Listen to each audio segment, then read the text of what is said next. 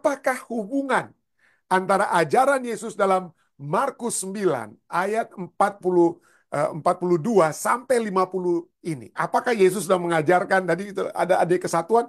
Baik, pelajaran kita tadi sudah katakan ada kesatuan dari kata kesesatan. Lalu ada kata api, ya, ada kata api dan juga ada kata apa? Neraka. Mari kita lihat. Jadi poinnya adalah Tuhan tidak ingin kita itu sesat. Kasihnya menginginkan saudara dan saya untuk beroleh kehidupan yang kekal. Kasihnya menginginkan saudara dan saya untuk percaya supaya kita tidak binasa. Yohanes 3 ayat 16 ya. Itu dia. Tapi ada yang menyebabkan seringkali kebinasaan atau kesesatan tersebut. Dan penyebab orang-orang yang tersesat itu seringkali itu eksternal, di luar ya. Ada orang-orang yang seharusnya menuntun menuntun apa istilahnya bayi-bayi dalam kebenaran ya, dengan kata lain orang-orang percaya baru dalam kebenaran, tetapi mereka justru merusak ya. Dan kitab nabi-nabi perjanjian lama berbicara, nabi-nabi misalnya Yesaya, Yeremia berbicara para pemimpin, para imam-imam ya, para imam. Kalau saya membaca kitab Yesaya, Yeremia, Yeskiel, ngeri juga karena banyak berbicara tentang apa? Para pemimpin-pemimpin agama ya, yang dikecam oleh nabi-nabi tersebut, Nabi Yesaya, Yeremia, Yeskiel, karena mereka tidak melakukan tugas mereka dengan sesungguhnya, mau cari-cari untung mereka ya, cari-cari untung. Dan jadi para pemimpin seharusnya memimpin yang baru mengenal kebenaran, anak-anak kecil kepada iman yang kuat, bukannya apa? Menyesatkan, bukannya menyesatkan. Itulah sebabnya dalam Markus 9 ayat 42, ayat pertama yang kita baca pada malam hari ini, katakan apa? Barang siapa menyesatkan salah satu dari anak-anak kecil yang percaya ini, lebih baik baginya jika sebuah batu kilangan diikatkan pada lehernya, lalu ia dibuang ke dalam laut. Ada orang-orang, anak-anak kecil, orang-orang yang baru percaya. Tetapi kemudian apa? Ya, disesatkan oleh para pemimpin. Ada para pemimpin. Ya, oleh para pemimpin. Jadi, aduh, saya malu kalau saya mau biasanya kan saya suka apa ya, kasih eh, apa supporting dokumen ya, dokumen-dokumen yang mensupport apa yang saya katakan. Tapi coba kita lihat berita-berita pemimpin-pemimpin agama yang merusakkan anak-anak yang melayani di gereja dan lain sebagainya di Amerika Serikat itu. Aduh, kalau setiap kali saya baca itu, aduh Tuhan, ya, dijauhkanlah. Ya, kiranya Tuhan memberikan kekuatan pada saya agar saya tidak menjadi seperti begitu ya, pemimpin-pemimpin yang apa? Menyesatkan hanya dengan kekuatan Tuhan. Ya. Gantinya kita merawat merawat domba-domba, kita menggunakan domba-domba dan lain sebagainya. Hati-hati. Barang siapa yang menyesatkan salah satu dari orang-orang anak-anak kecil yang percaya ini, percaya mereka tapi mereka disesatkan, dirusakkan. Gantinya mereka datang kepada Yesus, tapi karena kehidupan mereka dihancurkan oleh para pemimpin agama, eh, maka mereka tidak datang lagi kepada kebenaran Tuhan. Ya. Yesus tidak mengajarkan bahwa mereka itu harus dibunuh, para pemimpin, tidak ya. Yesus tidak mengajarkan kekerasan, tetapi pentingnya menjaga iman mereka yang lemah. Itu dia. Jangan sampai orang-orang yang lemah ini sesat. Ya. Jangan sampai. Tapi pentingnya menjaga iman mereka yang lemah agar dapat mengalami berkat sebagai murid Kristus. Yesus mengajar kepada murid-muridnya, "Hai, kamu itu pemimpin, para pemimpin. Kamulah yang akan menjadi apa? Tangan kananku semuanya." Murid-murid Yesus, 12 murid ini ya. Jaga domba-domba. Makanya Yesus berkata kepada Petrus, "Petrus, apakah engkau mengasihi aku? Apakah engkau mengasihi aku?" 3 kali Yesus tanya, "Apakah engkau mengasihi aku?" Gembalakanlah domba-dombaku. Kenapa? Karena seringkali kita apa ya, tidak menjaga domba-domba tersebut karena kita tidak mencintai Tuhan kita. Kita lebih mencintai diri kita, mencintai nafsu-nafsu kita dan lain sebagainya. Gantinya menguatkan domba-domba, kita lebih mementingkan nafsu kita, posisi kita, ingin keuangan kita dan lain sebagainya sehingga kita menipu dan lain sebagainya. Oh ya, bukan hanya pelecehan seksual terhadap domba-domba Tuhan. Bukan hanya pelecehan seksual, tapi penipuan, menipu bahkan anak-anak kecil yang percaya. Dijauhkanlah. Ini dikatakan apa? Kalau itu terjadi secara hiperbola, Yesus katakan apa? Biarlah batu kilangan diikatkan pada lehernya lalu dibuang ke dalam laut. Nah, inilah batu kilangan. Batu kilangan di zaman Yesus itu adalah untuk biasa digunakan untuk menghancurkan gandum atau untuk menggiring apa ya? eh, mengupas gandum dan lain sebagainya. Ini batu kilangan dan gambarannya adalah batu kilangan itu dari zaman dulu sampai dari zaman Yesus sampai zaman sekarang itu sering digunakan untuk membunuh ya, bukan hanya di zaman Yesus, di zaman abad pertengahan ini sering kali apa? Satu hal yang sering kali terjadi ya. Satu hal yang terjadi. Kalau Anda membaca dalam Kisah 5 ayat 37, saya tidak tulis ayatnya di sini. Kisah 5 ayat 37 katakan, sesudah dia pada waktu pendaftaran penduduk, muncullah si Yudas, seorang Galilea. Ia menyeret banyak orang dalam pemberontakannya, tetapi ia juga tewas. Dan cerai-berailah seluruh pengikutnya. Tercerai-berailah seluruh pengikutnya. Dan para interpreter mula-mula menyatakan bahwa si Yudas itu adalah mati dengan cara ini. Kilangan itu taruh pada lehernya dan ditenggelamkan. Jadi inilah ya. Jadi penyebab pertama dari orang-orang yang tersesat atau disesatkan adalah dari para pemimpin, dari pihak luar, daripada orang itu sendiri. Tetapi poin kedua, kita seringkali sesat. Kita penyebab kesesatan itu karena dari dalam diri kita sendiri. Bukan hanya orang pemimpin-pemimpin yang bikin kita sesat, tapi kita juga sendiri. Jadi itulah sebabnya jangan hanya lihat, oh waduh, ini kesalahan para pemimpin. Tapi harus kita juga berkaca, adakah itu kita sesat, kita hilang, ya, kita tidak selamat karena kita tidak memilih Yesus, ya, tidak percaya kepada Yesus, kita binasa karena masalah internal kita. Itulah sebabnya ditulis di sini ya. Markus 9 ayat 43, 45 dan 47. Tadi kita sudah baca ya. Jika tanganmu menyesatkan engkau, penggalah, karena lebih baik engkau masuk ke dalam hidup dengan tangan kudung daripada dengan utuh kedua tanganmu dibuang ke dalam neraka. Dan jika kakimu menyesatkan engkau, penggalah, karena lebih baik engkau masuk dalam hidup dengan timpang daripada dengan utuh kedua kakimu. Bukan kaki pemimpin, kakimu sendiri, tanganmu sendiri. Apalagi yang berikutnya, yang ketiga. Jika matamu sendiri. Jadi kita yang melihat. Kita yang melihat dari mata turun ke hati, keinginan muncul, lalu kemudian terjadi apa? Kita mulai menggerakkan kaki kita untuk apa? Menuju ke tempat kejahatan, dan tangan kita kemudian melakukan kejahatan. Itulah isinya. Jadi poinnya adalah ini secara terbalik dengan kata lain ya. Tapi perbuatan luar kita itu telah dituntun oleh kaki kita yang masuk ke dalam satu pencobaan, tapi dimulaikan pertama-tama dari mata kita. Kita melihat sesuatu, kita mengingini.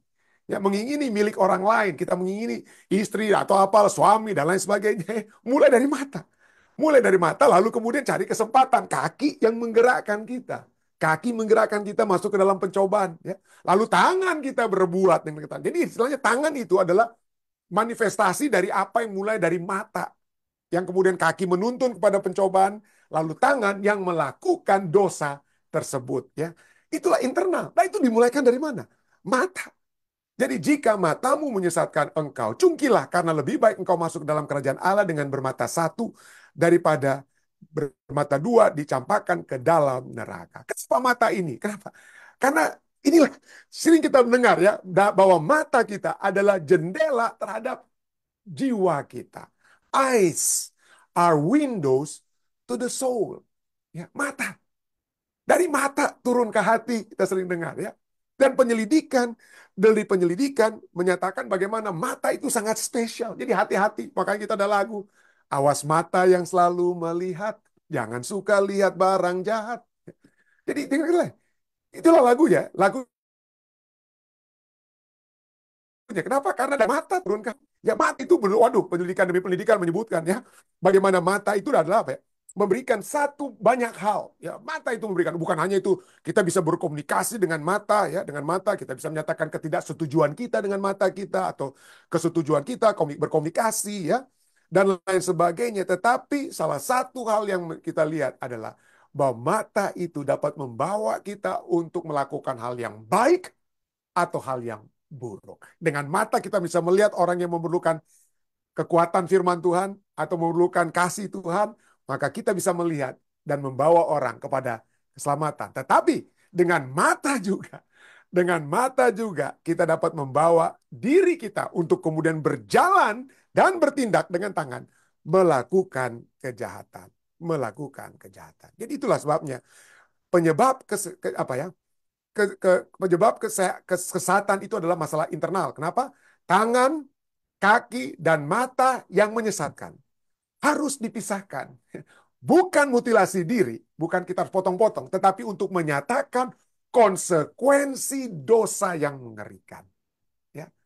Dengan kata lain, apa gunanya? Apa gunanya punya apa? Punya dua tangan tapi tidak masuk dalam kerajaan surga. Apa gunanya? Ya. Apa gunanya? Lebih baik kita tidak memiliki kehidupan yang penuh dalam dunia ini oleh sebab kita tidak menggunakan tangan untuk perbuatan yang salah, kaki untuk melangkah ke tempat yang salah, mata untuk melihat hal-hal yang salah. Lebih baik kita tidak mengalami apa yang orang dunia tawarkan sebagai satu hal yang indah. Kita kehilangan mata kita, kehilangan kesenangan dunia kita. Ya, tindakan-tindakan berdosa yang seringkali dianggap menyenangkan, lebih baik kita tidak punya daripada kita tidak masuk dalam kerajaan surga. Itu intinya. Kenapa? Karena kalau kita masuk ke dalam kerajaan surga, ya, dengan tangan yang timpan dengan lain, dengan kehidupan yang tidak seakan-akan penuh dalam dunia ini, itu lebih bagus daripada penuh tangan kita, lengkap mata kita, lengkap kaki kita, tapi masuk ke dalam neraka. Nah, pernyataan tentang neraka ini, ya oke, sekali lagi tadi sudah disebutkan ya, neraka itu seringkali kita bahasa dari Gehenna, ya, dari kata Greka Gehenna, tapi kata Greka Gehenna itu adalah transliteration daripada bahasa Aramaik yang dari kata Gehinom.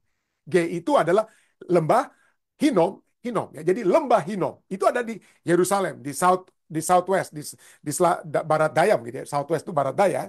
Dan kalau Anda lihat dari zaman raja-raja dulu sampai sekarang itu seringkali masih kita lihat ya. Itu seringkali jadi tempat apa? Pembuangan sampah, pembakaran. Jadi apa yang terjadi? Jadi karena untuk membakar, apalagi di zaman raja-raja dulu ya, di zaman Yesus juga, itulah orang tidak ada seperti saran recycle atau apa gitu ya.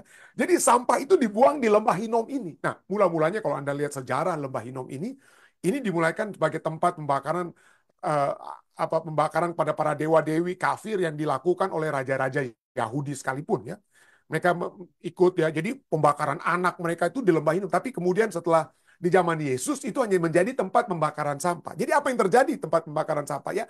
Api terus menyala karena tidak ada recycle. Jadi itulah tempat bakar terus, dibakar terus. Jadi api terus. Kenapa? Kan orang-orang buang ya. Buang apa saja, sampah-sampah mereka dibuang sehingga akan ada terus api, ada terus ulat, ada terus api dan ulat. Tapi dengan adanya pembakaran tersebut, maka yang dibakar terus-menerus itu akhirnya habis sama sekali, tidak berbentuk seperti semula. Artinya jadi abu. Segalanya menjadi abu. Jadi dengan kata lain, pada saat Tuhan membinasakan orang-orang berdosa, orang-orang berdosa itu kalau mereka itu dengan api yang menyala-nyala, mereka dibakar selama-lamanya dan lain sebagainya. Seperti kalau kita memiliki pemahaman, kita dibakar selama-lamanya, maka kita tidak akan binasa kan? Kita disiksa selama-lamanya. Kita bukan binasa selama-lamanya, kita disiksa selama-lamanya. Allah kita bukan penyiksa yang senang melihat orang disiksa selama-lamanya. Firman Tuhan katakan, dia tidak ingin seorang pun binasa sesungguhnya. Dia tidak ingin seorang pun binasa. Supaya dia ingin semuanya selamat. Tapi bagaimana kalau kita meyakini neraka itu adalah api yang terus-menerus menghanguskan kita, membinasakan kita. Lalu seakan-akan Tuhan kita itu senang ada pertunjukan orang-orang yang dibakar tapi nggak mati-mati. Itu bukan Allah yang kasih. Saya tidak akan mau menyembah Allah yang kejam seperti begitu. Ya, sedangkan binatang saja saat ini terus terang di Amerika ya, Anda tahu ya, kalau binatang yang sakit sudah tidak bisa disembuhkan, maka dokter akan katakan, oh kita harus put him down atau put her down. Kita harus apa? Harus suntik supaya dia mati, supaya hilang dia dari apa? Rasa siksa binatang tersebut. Dan itu terjadi. Manusia saja memiliki peri kebinatangan. Kalau binatang sudah menderita, langsung disuntik atau langsung dibunuh supaya dia tidak menderita. Bagaimana mungkin Allah kita itu senang melihat manusia itu dibakar?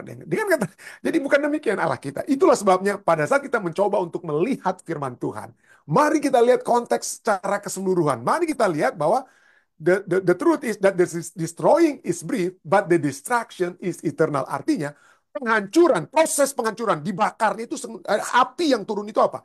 Sementara, hanya sementara, sampai habis, sampai jadi abu, tapi kehancuran pada saat kita menjadi abu, tidak mungkin lagi kita menjadi apa? Manusia kembali. Artinya, penghancuran itu hanya sementara. Proses penghancuran sementara. Tetapi kehancuran itu adalah satu hal yang abadi. Kehancuran tidak bisa di reverse lagi atau dikembalikan. Itulah sebabnya Maleakhi 4 ayat 1 katakan apa? Bahwa sesungguhnya hari itu datang, menyala seperti perapian. Maka semua orang gegabah dan setiap orang yang berbuat fasik menjadi seperti jerami. Jerami itu coba lihat, jerami atau padi atau ya padi ya, batang padi itu ya udah kering lalu dibakar. Apa yang terjadi? Habis kan, abu jadi abu saja. Jadi orang fasik akan menjadi seperti jerami dan akan terbakar oleh hari yang datang itu, firman Tuhan semesta alam, sampai tidak ditinggalkannya akar dan cabang mereka.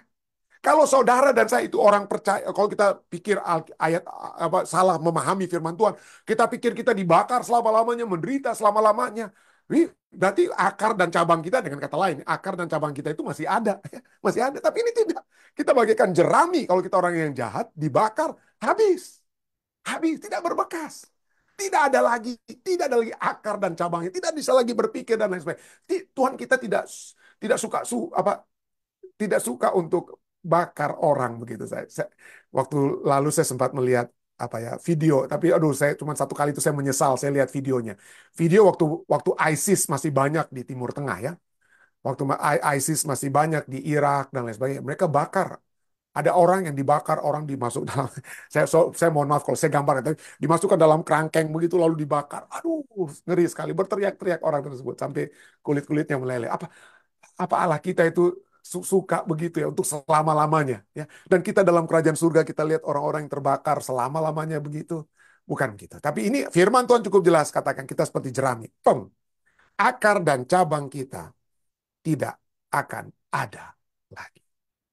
Jadi lihat, kesesatan dapat muncul secara eksternal oleh para pemimpin, kesesatan muncul secara internal. Allah tidak ingin terjadi. Allah ingin agar kita dapat selamat.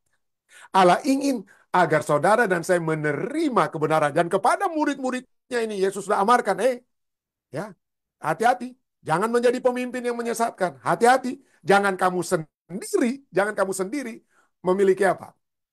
Tidak menyadari tentang bahayanya, dahsyatnya dosa. Tetapi bagaimana kalian tetap dapat bertahan di dalam kepercayaan. Dan apa yang Yesus kemudian katakan?